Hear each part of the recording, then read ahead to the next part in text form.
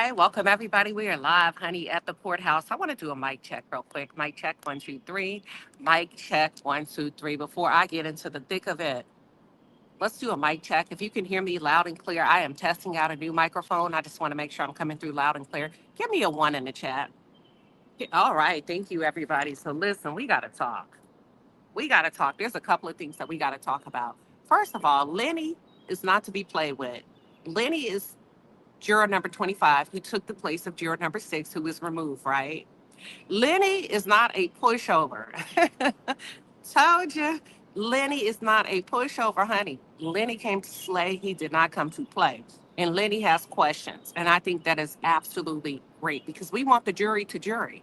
You know what I'm saying? We want the jury to jury. And no matter what side of the fence you sit on, if it was me in there, and I was doing freak offs, take your time, your way. My mama used to say, you know what I'm saying? Ask all the questions you need, get all of the clarification you need, help calling a judge. But as I let you know yesterday, Lenny was up there acting a fool, so much so that they had to send a note to the judge to let them know that Lenny is not going along to get along. He's not playing well in the sandbox. And after the judge read the complaint, he said, listen, that's not an issue. That's not an issue.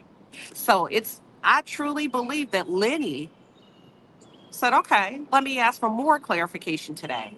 But I want to back up a little bit before we get into the psychology of the jury and what could possibly be going on. Because probably, 15 minutes ago, they did send another note to the judge where they requested to receive the transcript because they want to go over Cassie's testimony as it relates to the Intercontinental Hotel, Canes, and they also wanted to talk about Daniel Phillips' testimony at the Essex. And I'm gonna tell you what I feel like they're honing in on based on the closing arguments both the defense and the prosecution presented last week. I want to clarify something because there was a lot of misinformation floating around here yesterday. And when I tell you it happens, it happens, it happens, it happens, there was just so much information going around about who was appointed as the lead of the jury, right? I finally got formal clarification last night. It is not a black woman. And because it's not, I did not feel comfortable leaving that up there, so I snatched it down. I don't feel comfortable trying to make a coin off something that's incorrect. And I also feel like the right thing to do is to come back and let y'all know that we did get to the bottom of it, right? We did get to a bottom of it. And not just myself, there were a lot of people under the impression based on inside information. So sometimes you have to watch that and be very careful and pay attention to detail. So I'm just going to stick to the script and do what I've always done and go with what I know without receiving quote unquote inside information. To me, that's safe for me. You know, this is a channel where if it's something incorrect, we're going to pull it down. So we pulled it down and we're full speed ahead today. So let's talk about jury number 25. That's just the way, to me, that's just the way I operate. A coin is not that important. You know what I'm saying? A coin is not that important. I lost it. That's okay. We can make good on it with other credible content. But the jury is up there, and the jury has had a lot of questions. Let me talk about Lenny for a little bit. I want to talk about Lenny. Hashtag juror number 25. Lenny is who exactly I think it is because even ABC and CNN covered him this morning and they said it's the one with the accent. Yes, Lenny. It's the one that was clutching his wedding ring when you remember they had to watch like 15 clips of the freak offs? Okay. Lenny is actually seated in front of the other guy that I've coined as the lead juror. The lead juror is the one that was snatching off of his headphone. He was snatching those headphones off after probably like take number 7 of the freak off videos. And I perceive that to be a level of discomfort, right? The lead juror is the one that I said, could it be a possibility that he's a man of faith? He's had enough. This is ridiculous. I don't need to see this over and over. I get it. I get it. I get it. I get it. But Lenny was displaying signs of discomfort earlier on after he replaced juror number 6, okay? Here's where I think there's an opportunity for the court in their efforts to be diverse. Because one thing that the judge did say, this is the first time in 25 years that this court has actually had a jury that's as diverse as it is. Now, I understand the flex from the judge. I understand the need to run that down. But that's actually pretty sad if this is the first time in 25 years that you've actually been this diverse in your jury selections. That tells me there's a lot of room for growth. There's a lot of room for growth, right? If you really want, and if the goal is for the defendant, and not just P. Diddy, but moving forward for all defendants to be able to have a representation of their peers that are actually seated in that jury box. So you have a lot of room to grow. Lenny is the perfect example of how the courts could do better with identifying cultural barriers and also being sensitive to that. Because when you think about Lenny and his background, he is the head, he is the alpha and the omega from a cultural construct, right?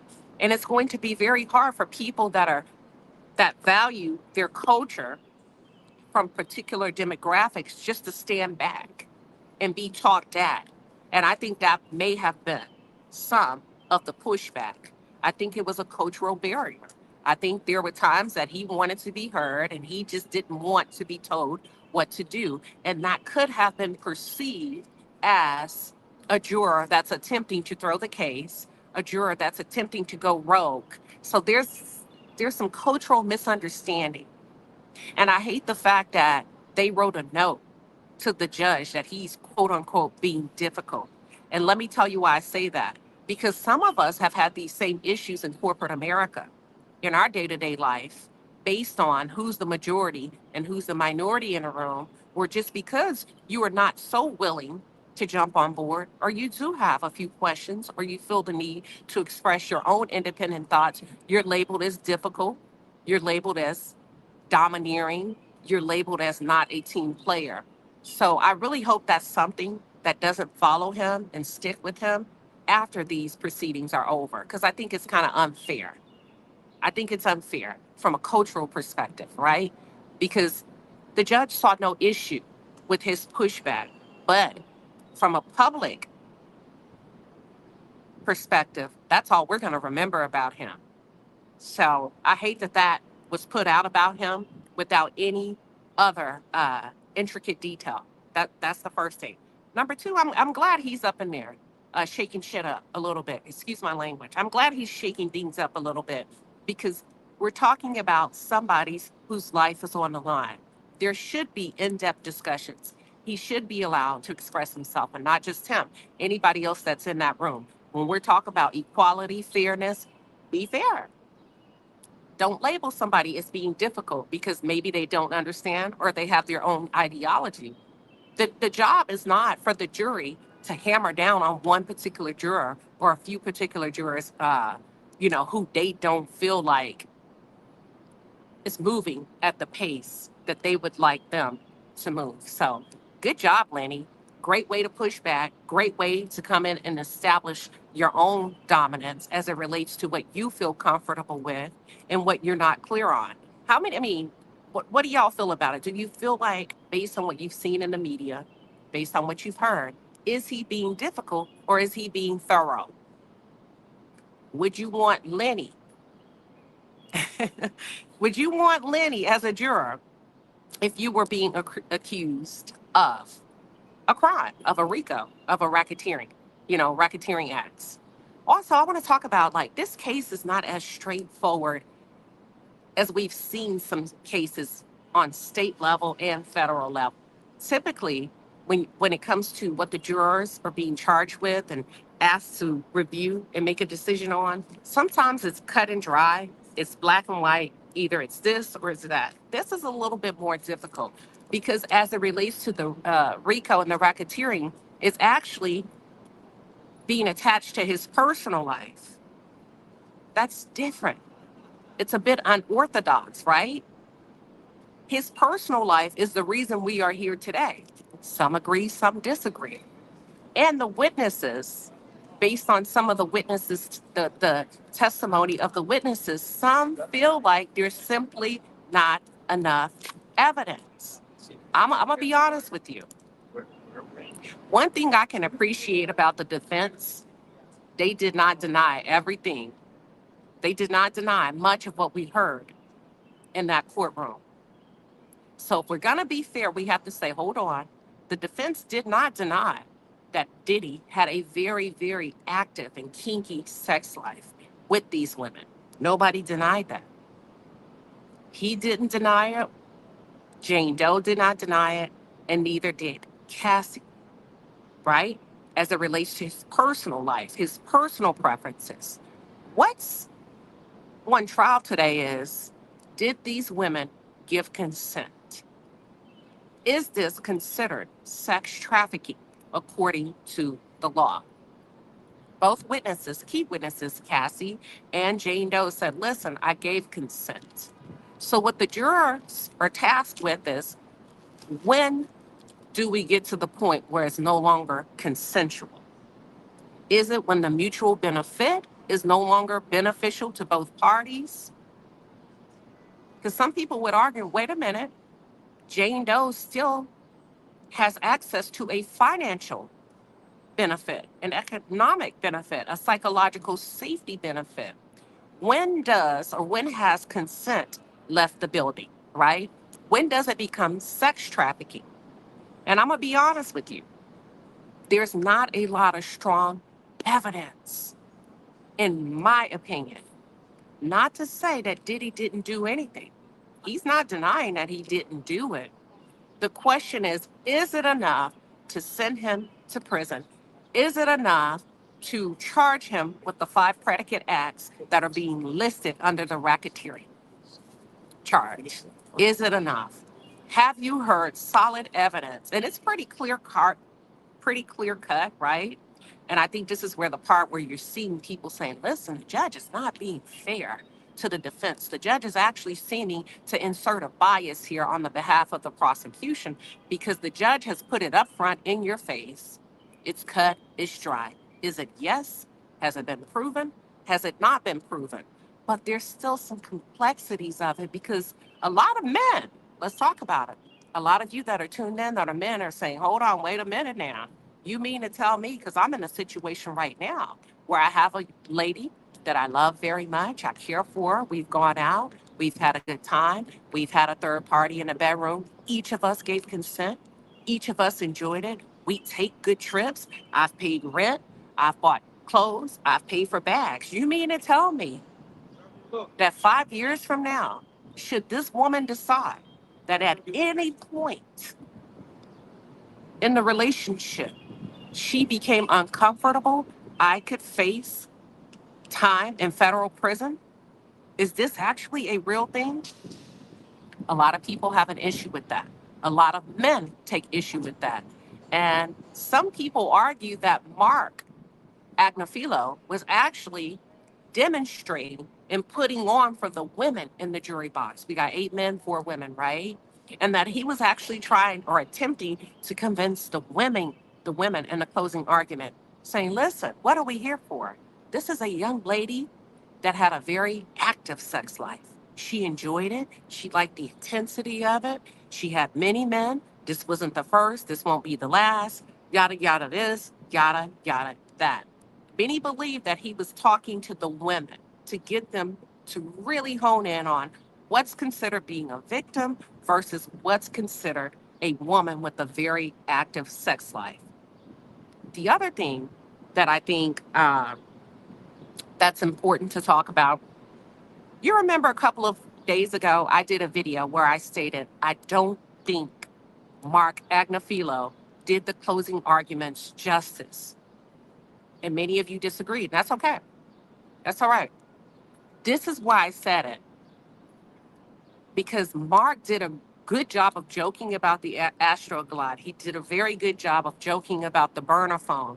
I mean, he put on a show. And a lot of people have misconstrued the fact that the jurors were laughing because they agreed. No, they had a good time. Have you ever looked at somebody across the room and maybe you don't agree with everything they do, right? At a party, but they're drunk, they're having a good time, they put on a show and you're laughing. It's a moment. That's it. That's all. And the reason why I say he went in there and acted a fool like an old drunk white man, because he spent a dominant portion of his time being very theatrical, but not nailing down the law. And that's what's going to count in that deliberation room. Are they clear on the law? Did you spend enough time making it clear to them? You don't have to charge him with RICO because of ABC. I don't think he did. This is the part where I think, damn, Mark, I wish you would have utilized your time a bit more wisely and flipped the time ratio. Joke a little bit, but let's get to the bottom of it. The government did a really good job with that. To me, they were clear. Some of you call them boring. That's neither here nor there when you get into that room and your life is on the line. I don't give a damn if it's boring or not. If the government is all they remember, when it comes to my defense attorney, I'm gonna be like, dude, I wish you would have explained to them, because the jury sent the note to the judge and they wanted him to validate for them. Is it considered distribution if Queen Sheba asked one of you in the chat, hey, give me a little ecstasy? And you say, oh, okay.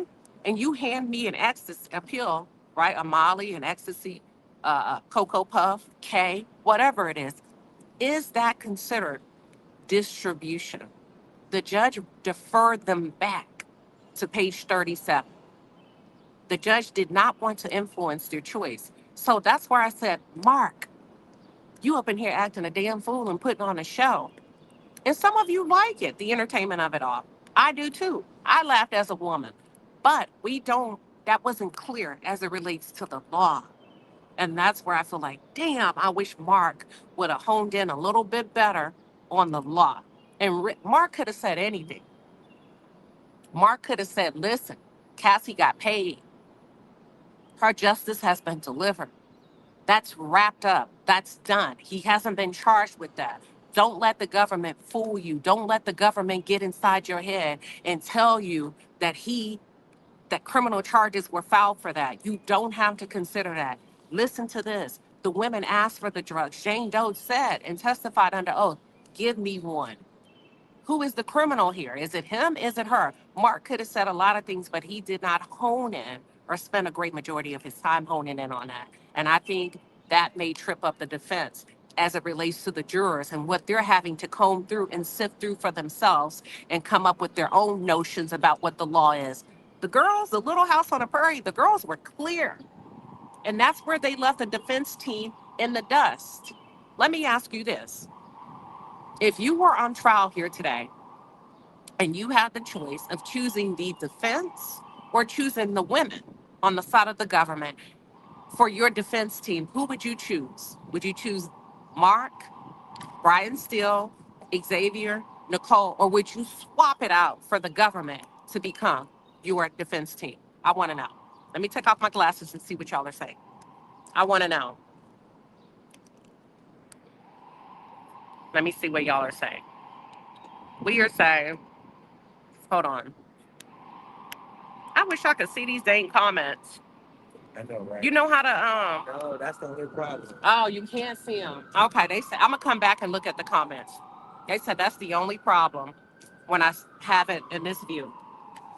So I feel like this is not good for the defense. There was this morning, the defense and the government went at it, y'all. They went head to head. They were asking for things. They were asking for revisions, and the judge said no. And the defense is scrambling because there's nothing they can do but leave it to the hands of the jurors, right?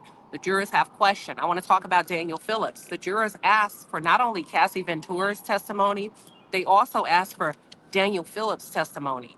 Now, when you think about the witnesses that the government called to testify on their behalf, most of, if not all of them had immunity, right? Yeah, all of them.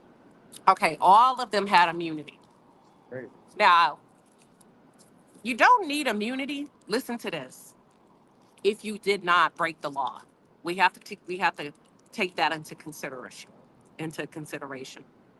It's neither here nor there, but it's still something I wonder if the jurors are thinking, and if that's the reason why they want to see Daniel Phillips's testimony about the ethics. Because if I'm correct, and I have very good notes from the closing arguments on the behalf of the defense, one of the things that they were talking about, I'm gonna give it to you from what the defense said in their closing, and also what the prosecution said in their closing. What Mark Agnafilo focused on is he attacked the immunity. that was given on the behalf of the government. And he said of all of the witnesses they could have called anybody to be stronger witnesses, right? They could have called anybody, according to them, if they feel like they have a solid case, but they didn't. He says, I want to focus on Sheree Hayes. That's the Punisher, the guy that most of you know as the Punisher. And I also want to focus on Daniel Phillips. He said, I asked both of them. And keep in mind, these are witnesses on the behalf of the government. He said, I point blank, period, asked both of them about transportation for prostitution. And I think, if I'm correct, I'm guessing, but I think that's what the jury is battling out right now, which is the reason they have asked for those transcripts as it relates to Daniel Phillips, because I think they're now on transportation for prostitution. Is Diddy guilty of transporting the escorts and the women with an intent of prostitution? He said, so you have to remember the closing argument, because Mark told the jury, listen, you have Daniel Phillips' testimony. He testified under oath that he did not receive money in exchange for prostitution. And not only that, he took up issue with being called a prostitute. He denied being a prostitute. He also denied receiving any type of value of anything, money, financial, um, in exchange for sex. Okay. Both Sheree Hayes and Daniel Phillips denied under oath receiving money. And Mark said, these are government witnesses, okay? These are people that the government handpicked. And he says, this is the trial of two trials where these people are testifying what they did and what they did not do. But when they're leaving, the government is arguing that something else happened. So as a result of that, now the jury is requesting to see the transcripts, because Mark went on to say in his closing argument, listen, I asked Daniel Phillips in that room, do you recall any other bodily fluids on Miss Ventura outside of semen? And he said no. He said, I also asked Daniel Phillips, do you recall Mr. Combs asking you to pee on Miss Ventura? And under oath, Daniel Phillips testified, no, I do not recall Mr. Combs asking me to pee on Miss Ventura, but I do recall Miss Ventura asking me to urinate on her. I think that could be one possibility of what the jury wants to see, and look at that transcript and compare both Cassie's testimony in conjunction with Daniel's testimony, okay? Here's another one. But Maureen Comey, in her closing argument, reminded the jury that Cassie Ventura actually OD'd in a freak off when she was with Daniel Phillips and Sean Combs. And what Sean and Daniel did is pick Cassie up, put her in the shower, made her alert again, and proceeded to continue to have sex with her. That's what I think they're looking at. And there's a possibility where the jury may have formulated questions of intent from Diddy to Cassie. At this point, does it go from being consensual and we slip into sex trafficking? Because how can somebody, I'm just giving you a legal argument of what could be happening or the conversations that could be happening. How can a woman that's OD in a hotel room continue to give consent if she's not in a state of being coherent? It's impossible, right? Maybe that's something they're going back and forth on. Maybe you have somebody like Lenny or somebody else that said, I get that. But if Cassie's asking the escort, and we can see it in the transcript, to urinate on her, should we just strike this all together? Can we agree that this was an intent to transport for prostitution? Because what Maureen is saying, and let me tell you what Maureen also ran down as it relates to the law. And this is why I say I feel like the defense could have done a better job, because based on what the government outlined, even I can remember. Even I can remember it, and I'm not an attorney, right? And they broke it down so smooth. Maybe boring, but I still remember it. And that's what I wish the defense would have given the jury, so that they didn't need as much clarification. Some people feel like this ain't good. This is not good that we're in the seventh, eighth hour of deliberations and they're having so many questions. They're having so many challenges. They're having so many problems. What Maureen established is, hold on, there does not have to be a mutual agreement, hold on, between two parties in order to convict him of one of the predicate acts of racketeering.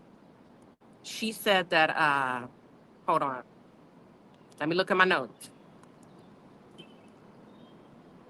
Damn, I wish I could find that note. I know I had it. Oh, here it is. Hold on, y'all. Give me 1 second. It's based on the intent of the defendant.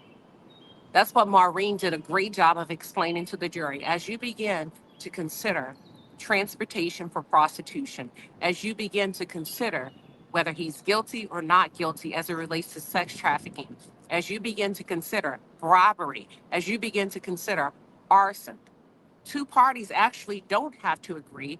You can actually base it off of the intent of Diddy. What was Diddy's intent in this situation when Cassie overdosed and he put her in the shower to wake her up so that he could continue to perform or have her perform sexually? There doesn't have to be an intent from Diddy and whomever put that Molotov cocktail in Kid Cudi's car. What was Diddy's intent? There doesn't have to be a mutual meeting of the minds of bribery when it comes to Diddy giving that 100K to Eddie Garcia. What was Diddy's intent when he offered 100K to get rid of the video? And I'm like, damn, that's good. That's simple. That's upfront. That's intuitive. And I wish the defense could have countered that in their closing to at least give the jury something to talk about. Now, here's a possibility, right, for the defense. This is all you have that's working in your favor. If I had to pretend that I'm a juror in the room, the best thing you could hope for is jurors like this that are asking more questions. That means they're not as clear as the government may want them to be. They're talking through it and they're taking it serious. That's a good thing. That's a good thing. What are y'all's thoughts? What are y'all's thoughts as it relates to everything I've said today? Let me get into some of these comments. Give me 1 second. Hold on. I want to get into some of these comments. Hold on. There's a lot going on. So, ICE 919 said, I don't know. Hold on. ICE 919 says, I don't know. That sounds like the government is overcharging. I think they did in this case. I think their reach was far to make sure that they get something.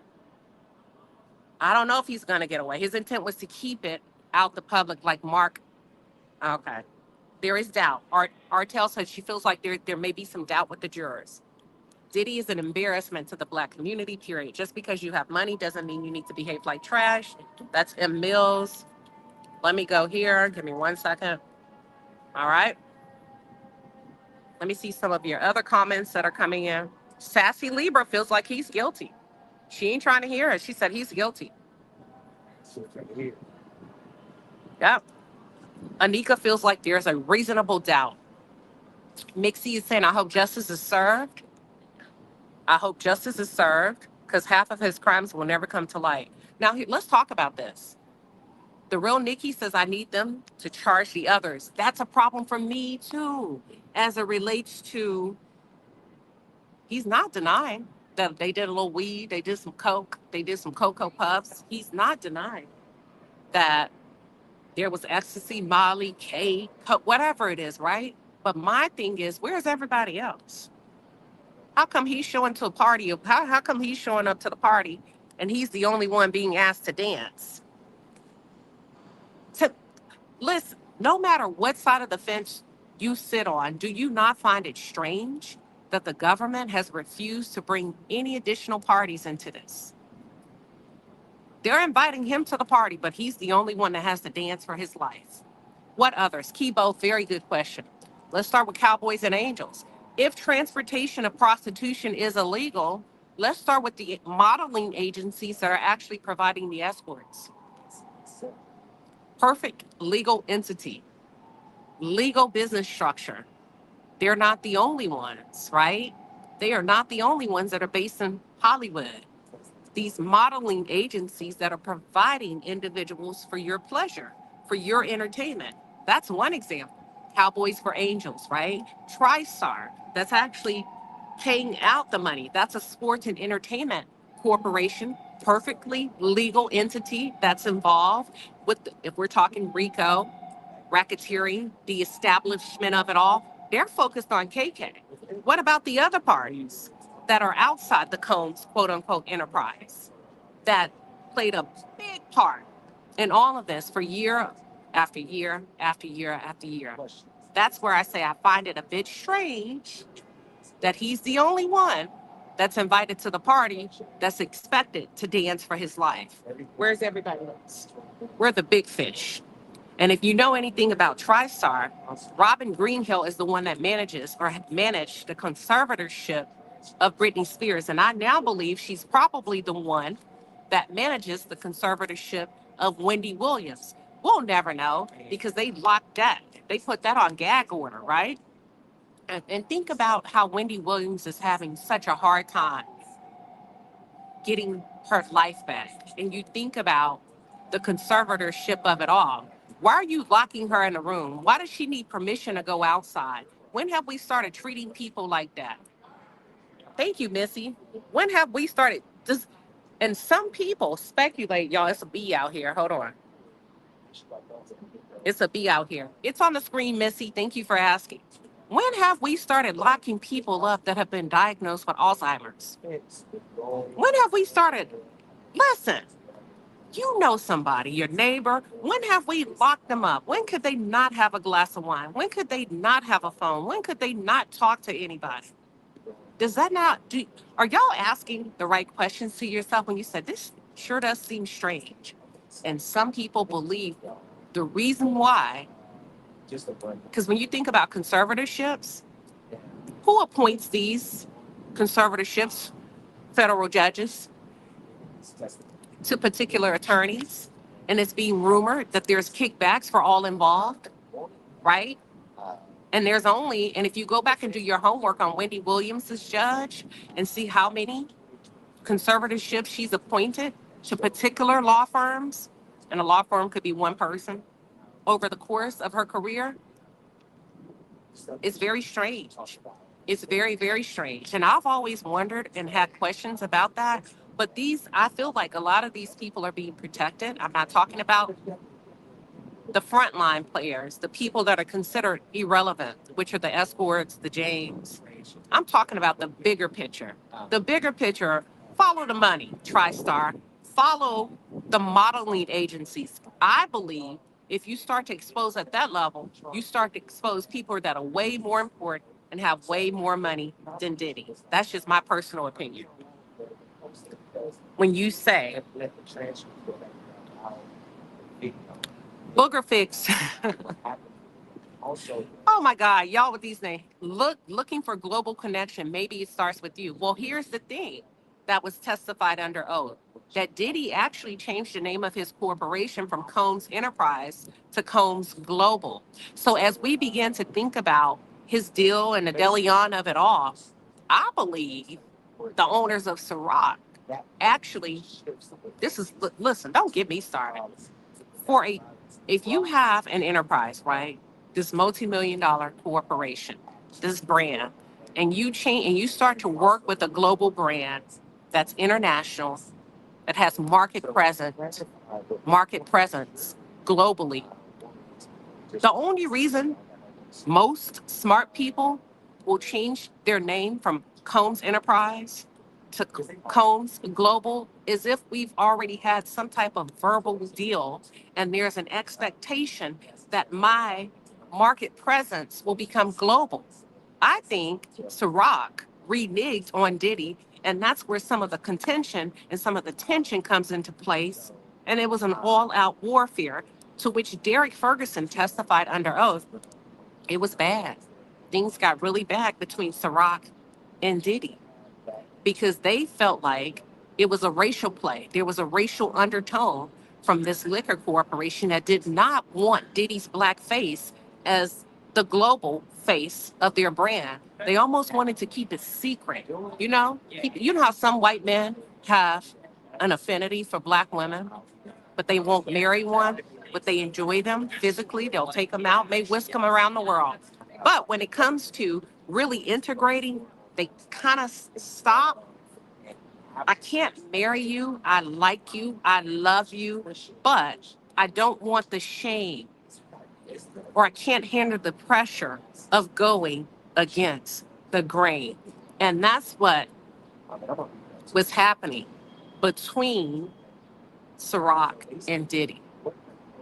Based on Derek Ferguson's testimony, pull the transcripts. He said it was an all-out dog fight. And I felt like some of the arrogance that came from Diddy. Okay, Gigi, JJ, it does have to do, I'm gonna come to all of that. But there's so many different components of it. Gigi, I hope I'm saying your name right. JJ says, nah, this has to do with children. Yes, at the end of the day. Imagine driving your car. You're headed somewhere, but you hit some speed bumps along the way. I think the longer this case goes on, the more stuff you're starting to find out, right? I think there's an aspect of children. The question is who? But let me go back. So there was an all-out dogfight as it relates to market territory. And the Ciroc owners did not want Diddy's presence globally. And I think it pissed Diddy off. I think he felt duped. I think he felt tricked. I think he felt like you lured me into this relationship based on a roadmap that we created together, crescendo, everything we talked about from this moment on, and pushing this brand out, this Deleon brand out beyond urban neighborhoods, and you reneged, and I'm about to act a fool. But I also think he effed around and found out these are not the type of people. We see both of y'all. We see both of y'all killing YouTube. Thank you. Thank you. And I think Diddy effed around and find out that, listen, this is the real mob. This is the real mob. You just a little bitty fish in the shark tank. And when he pushed back, I feel like he effed around and found out this is the way these people do business. I can show you better than I can tell you, and I can shut you down. And as a result, we're here today. I think they worked with the right people. And I'm going to tell you something. I believe Cassie got a cut under the table. We know legally, we know for a fact because of the testimony of what's happened in this courtroom that Cassie got a kickback from Diddy, 20 million. She got a kickback from the Intercontinental Hotel. But what we haven't talked about is the kickback that she got from working with them to bring Diddy down. That's a whole other ballgame. I'm going to talk about it. I'm going to talk about it after this and after we get that verdict. And I don't even think it went to Cassie. If the truth be told, I think it went to Alex Fine.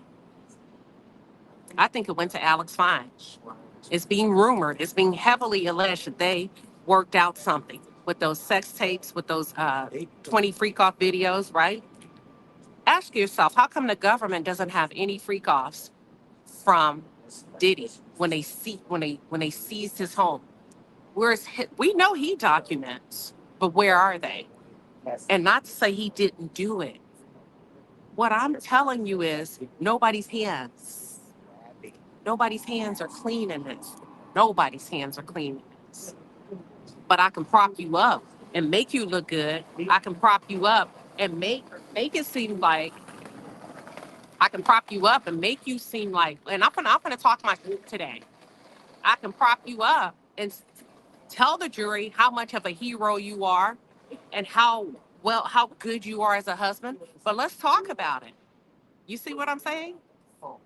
If your daughter, if your sister, if your niece, if your mama, if anybody was being sex trafficked and forced to have sex until they OD, watch this, follow me very closely. I got a question. And this is happening over and over and over, week after week after week after week. And you come in as a man and you become her personal trainer and you find out about it. Why is your first notion to sleep with her and establish a sexual relationship with her? Quit playing with me. Quit playing with me. Have y'all thought about that? So the judge said that Judge Juror. Have y'all thought about that? Why would you sleep with her? If this is going on in her life, what kind of creep are you? I don't care. I said what I said. Because I'm asking you to consider the bigger picture. Any woman that's going through it, if what you're saying is true, bro, why would you start a sexual relationship with her? And God bless them, because they're husband and wife now. They got beautiful children, and they're riding off into the sunset. But I still question, why would you engage with her sexually when she's enduring all of this trauma? I don't like it. I don't like it. Y'all never thought about that? Y'all never thought about, hold on, Alex. Your hands aren't clean either, because you saw something you wanted. Beautiful woman. Cap. So Ashley said, what's wrong with all caps? YouTube takes it as just don't do it. They take it as spam. They take it as just a bot, and YouTube may block you or shut you down or something like that. That's why. YouTube takes you as a fake account, and that you're coming in and your body and you're spamming. So back to what Alex find. Listen. I would have never thought about that if I didn't come here and sit here for myself and have to think for myself. I was like, yes, thank you, Alex. You're a wonderful husband. Thank you, Cassie. I'm so proud of you. I mean, loud and proud. And then as I began to sit here and hear all of this evidence, I start to look. I said, well, first of all, thank you. Because I didn't have time to plug into major news outlets, and I didn't have time to plug into social media and allow somebody to think for me. But when I actually had time to hear all of this and just step back and make it make sense for myself, I said, none of it makes sense. None of it makes sense. Because you're not a good person either. Your first instinct with this beautiful, innocent victim was to sleep with her and establish a sexual relationship with her. Maureen Comey testified in her closing arguments. Let me run it back. According to Maureen Comey, that these women, hold on, were locked and stuck in dark hotel rooms for days, not lit up, not receiving room service. The way she described it in her closing argument, they're locked in dark hotel room for days, oil upon oil upon oil, forced to perform sexual acts, UTIs, unprotected sex for days, sore vaginas. At one point, antibiotics stopped working. Back pain, muscular pain, stiffness, joint stiffness, all of that. And nobody thought to ask, why would Alex find? If Cassie went through all of that, why would he establish, as a healthy man, a sexual relationship with a woman that was locked in rooms, dark room for days, forced to perform sexual acts, UTI upon UTI upon UTI, forced to perform unprotected sex for days, sore. Nobody ever thought to ask, even though he's not on trial, but just to say, bro, Alex, you just as dark as anybody else, bro. You not no hero. Your job, if what you say is true, was just to get that girl back to her parents. Don't touch mine. Don't fall in love with mine. That's the stance I would have taken as a, listen, thank you. Yes, thank you, ladies. Finally, Kathy said, girl, I thought the same thing. Thank you. Can we talk? At least women, can we admit that ain't no hero? You took advantage. If what you say is true, sir, if you say your wife is a victim, I'm not saying she is or not. I'm just presenting both arguments. How come nobody's questioning his intent? How come we ain't talking about that more? You know why? Because it's unpopular. It's not the right thing to say or do. I'ma say it. I'm looking at you sideways, Alex. You, not now that you're married, but the gravity of it all is a bit too much for me. You should have never. You should have remained healthy if you are healthy. Wait for her. Let her get herself together. Let that woman heal in peace. You didn't, to me, I mean, you may not have done a freak off with her, but you should not have been engaged with her sexually. That's all I'm gonna say.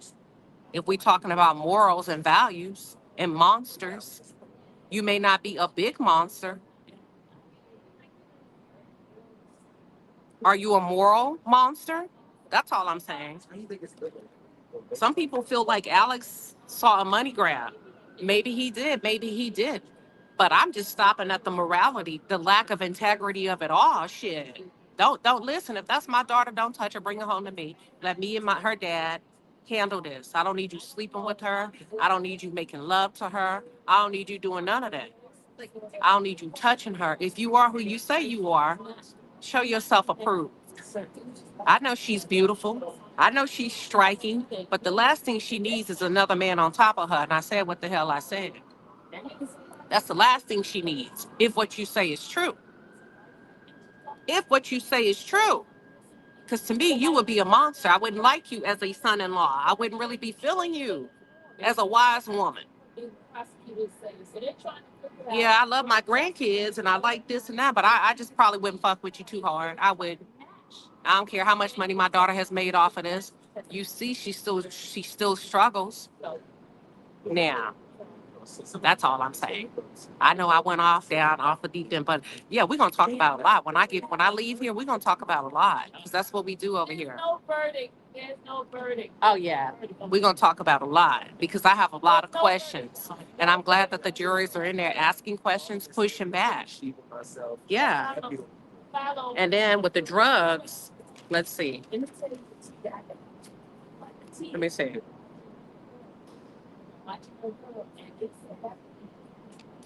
Oh, that's the Drake trial I'm looking at. Yo, I sat in the Drake and the Kendrick Lamar proceedings yesterday. It was good. I'm gonna talk about that. I'm gonna run that down a little bit. But let me see what other questions y'all have coming in. Let me see. We out here working, baby. Look. Royce, thank you for the $5 super sticker. She says Alex saw a bag a mile away, and let's not forget Diddy hired him, and Alex low-key was probably in some sort of freak off without Diddy. He is a model. Right. But those modeling agencies do provide what? Entertainers. 27. They said 36. Did I lie? Those modeling agencies in Hollywood provide these beautiful men for what? Entertainment. What is it that? That's all I'm saying. That's all I'm saying. Royce came back, y'all. Royce came back with another $5 super chat. And what'd you say? You said Diddy pissed off some powerful men, and now they are trying to destroy him. I think it's complicated. I think that's one aspect of it. Dana Franklin, thank you. Dana gifted 5 Queen Sheba Dollar membership. So if you got a notification that you are now a member of this channel, thank Dana. She's responsible for it. Thank you, Dana. Let's see. What else y'all got coming in? But I do believe Diego. Yeah. Diageo. And we're going to go down a rabbit hole. Well, they have Vanguard. Who else do they have? Vanguard. What was the other one, Diageo? Outside of Ciroc. They have there's another one. There's a lot. It's a lot here. But welcome, everybody. That's all I got. I don't want to, I'm going to come back. That's Sylvia back there. Talking about he innocent. Hold on. Oh. They say hey over here too. They like me. They can hear me? Yeah. Good. Yeah, he's still paying for bills. Listen, let me tell you something. I wouldn't give a damn if I'm guilty or innocent. As soon as she walked off that stand, baby, you're gonna have to find a place to stay. You're gonna have to find a place to stay. I don't give a damn where you go. You ain't gotta go home, but you gotta get the hell out of here. You hear me? Yes. But they're saying that she probably has, I think, she probably has, oh, BlackRock, thank you. Thank you, Sexy Shalonda. So you speaking some real stuff. All you got to do is sit back and think. In order to do that, your mind has to be clear. The spirit cannot produce at your full capacity if you got too many distractions. Sometimes you just pull back from social media, go through them transcripts, start outline your question. Be like, does this really make sense? It don't. We're not talking about the black and the white of it, because he's not denying that he did any of it. Right? And if you think about the reason we're here, it's because of what he likes in his personal life. But as it relates to the RICO, the racketeering, the structured enterprise, nah, that's not how this enterprise operated. See, they didn't have to do that to thrive, to make money, to evolve, to build their reputation. This is just something that the CEO liked. And not only that, I don't know where KK is, and maybe she is in government. I don't know. Some people, everybody's looking for KK. Like Waldo, where is KK? But here's the thing: KK could have made it make sense, and maybe Diddy chose to protect her and say, "I don't want you in here. They're gonna eat you apart. There's nothing you could say that can be right." We're talking about celebrities. We're talking about Hollywood. We're talking about media, entertainment, record companies. You know, people go to the store all the time for these celebrities and pick up shit. They book their rooms all the time for them. That don't mean there's a meeting of the mind and there's a criminal intent established. You know, most of these people you can't tell no. We all know that. We see how they act in restaurants. We see how they act with makeup artists, stylists, and all of that. We see how they behave on red carpet. So you can't use that argument. Can't nobody tell him no? Hell, you can't tell none of them no. They all act a damn fool in there. They all act a fool. You see bodyguards. People come out with books every day about how was it like to work for Madonna? How was it like to work for this person? Stories upon stories upon stories. Hell, you hear about that dollar bill. Woo, Jamil said that dollar bill. Listen, we know this. This is nothing new to us. But how do you take it and you make it criminal? And then do you have the supporting evidence to nail him to the cross? That's it. That's all. That's the $1 million question. We're not saying whether he did it or not. That's been established. The women have established they've given consent. The question is, when does the criminality enter the picture? The bribery, they may have him. He did pay $100K for the video. The defense argued he paid $100K for the video because this is what celebrities do. They make shit go away. But there was no criminal intent behind it because he's running this big racketeering ring, and that all of this stuff is set up because it's a criminal enterprise. And the director at the hotel, the director of security said, this is how things work in this world. We make things go away. Is there an unreasonable expectation on the behalf of the United States versus Combs to nail a man to the cross that does things that everybody else does in Hollywood? That is what the jurors are going to have to be able to think through. They're going to have to read through those predicate acts and decide, is it up front? Is he guilty? Is there enough proof? Or is he not guilty? There's a lot. And Mark did a really good job because I didn't know this. Mark said, y'all have to keep in mind, and maybe I missed it, but this is when it came to revelation for me. Mark highlighted in his closing argument, he said, keep in mind that when Diddy met Cassie at age 19, Cassie had already had a boyfriend for 3 years that was 10 years older than her. I was like, ooh. What that did to me as a woman. The first thing I said, well, where the hell were your parents? And why did your mom okay you as a 16-year-old to be dating a 26-year-old, a man that's 10 times older than you? I don't give a damn about Diddy at that point, right? How does a 16-year-old high school girl get to date a 26-year-old man? So now I'm scratching my head and I'm looking at the parents because it's your job to protect your children. It's your job to step in. You're not grown until you leave my house. You see what I'm saying? So I'm going to push you off in the industry like that. And we're seeing a lot of these girls and a lot of these young boys, Justin Bieber, being pushed off in the industry. And what it seems like is the last one caught holding the bag is the one that's getting put on trial. Bring them all in. Ryan, bring them all in. Shit, if we going all the way back, bring them all in. But Gigi said, or JJ said, this is about children. It is. It is. Cassie was a child when she started in this industry, sleeping with a man that was 10 years older than her. That man, unfortunately, was not Diddy. It was somebody else in the music industry. Beyonce was a child when she started dating JC Beyonce was 16. Ain't nobody talking about it. Foxy Brown was a child when Jay-Z had relationships with her. We can go on and on. Usher was a child when he spent the night at Diddy's house. Justin Bieber was a child. Kylie Jenner was a child when Tiger was sleeping with her. This is about children. The point is they're adults now, so they're going to go back. The big bad wolf, the federal government, enough is enough. They're going to go back and start blowing some mofos' houses down, in my opinion. This is about children. We just missed the mark.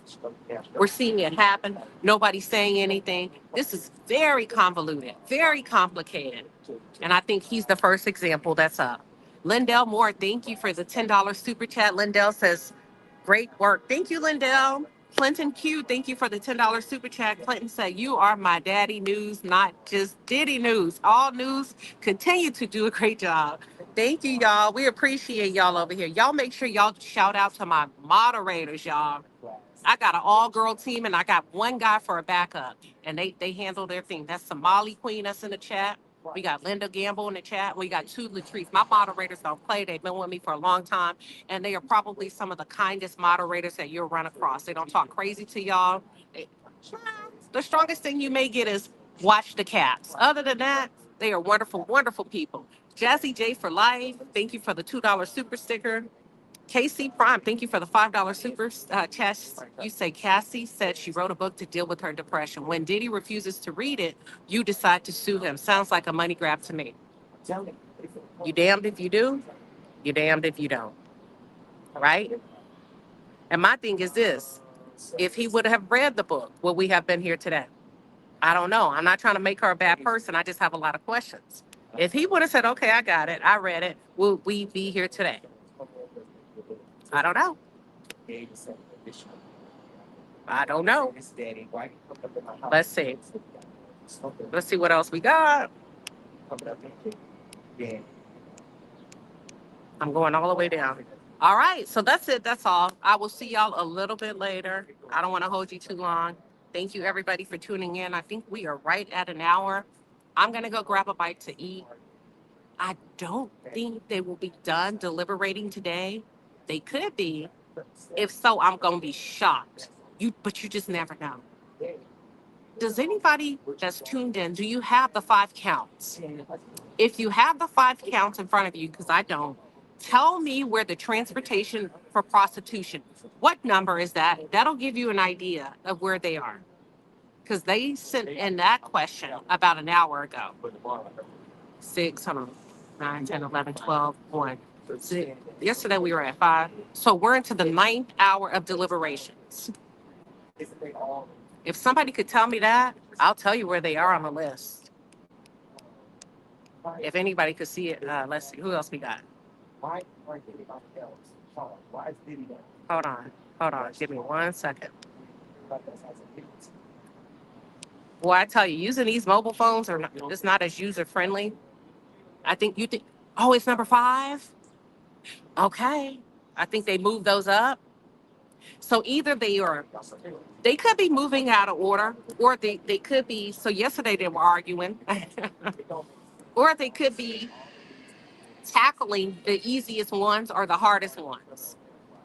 But if they're on number 5, I mean, that could go either way. Either they kind of are moving out of order, or they're wrapping things up, and they've already addressed the 5 predicate acts, and now they're focusing on the racketeering.